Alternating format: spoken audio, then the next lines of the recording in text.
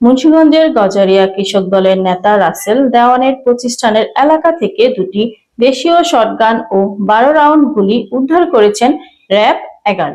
চাঁদপুরের মতলব উত্তর উপজেলায় অভিযান চালিয়ে পরিত্যক্ত অবস্থায় দুটি দেশীয় শটগান ও 12 রাউন্ড গুলি উদ্ধার করেছে র্যাব 11। তবে উদ্ধারস্থল নিয়ে র্যাবের আনুষ্ঠানিক বক্তব্যের বাইরে প্রশাসনের একটি দায়িত্বশীল সূত্র ভিন্ন তথ্য জানিয়েছেন। র্যাব 11 সূত্রে জানা যায়, সোমবার 6 জুলাই দিবাগত রাত 1:45টার দিকে গোপন সংবাদের ভিত্তিতে মতলব উত্তর থানার বেলতলী নয়াকান্দি এলাকায় অভিযান চালানো হয়। এ সময় একটি ঝোপে পড়ে থাকা প্লাস্টিকের বাজারের ব্যাগ তল্লাশি করে দুটি দেশীয় শটগান ও 12 রাউন্ড গুলি উদ্ধার করা হয়। র্যাব 11 এর company commander lieutenant commander Mohammad Naimul Haque BPGM স্বাক্ষরিত সংবাদ বিজ্ঞপ্তিতে জানানো হয়, উদ্ধারকৃত অস্ত্র ও গুলি পরবর্তী আইনগত ব্যবস্থা গ্রহণের জন্য মতলব উত্তর থানায় হস্তান্তর করা হয়েছে। তবে বিজ্ঞপ্তিতে কোনো ব্যক্তি, প্রতিষ্ঠান বা মালিকানার বিষয়ে কিছু উল্লেখ করা হয়নি।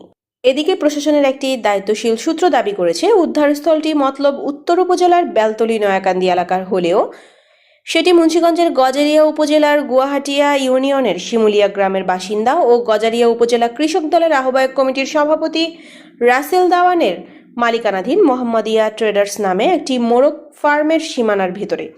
সূত্রটির ভাষ্য, থানায় জমা দেওয়া জব্দ তালিকায় উদ্ধারস্থল সম্পর্কে আরও বিস্তারিত তথ্য উল্লেখ রয়েছে।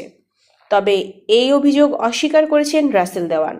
মুঠোফোনে তিনি বলেন, আমার প্রতিষ্ঠান থেকে কোনো অস্ত্র উদ্ধার হয়নি, আমার বা আমার প্রতিষ্ঠানের নাম উল্লেখ করবেন না। স্কুলের সামনে থেকে অস্ত্র উদ্ধার হয়েছে এই তথ্য দিয়ে সংবাদ প্রকাশ করুন। এই ঘটনায় এখন পর্যন্ত কাউকে আটক বা গ্রেফতারের তথ্য জানায়নি র্যাব। বিষয়টি নিয়ে তদন্ত ও আইনগত কার্যক্রম চলমান রয়েছে। এই ছিল এখনকার মতো। পরবর্তী সংবাদ দেখার আমন্ত্রণ রইল। এতক্ষণ সাথে থাকার জন্য ধন্যবাদ।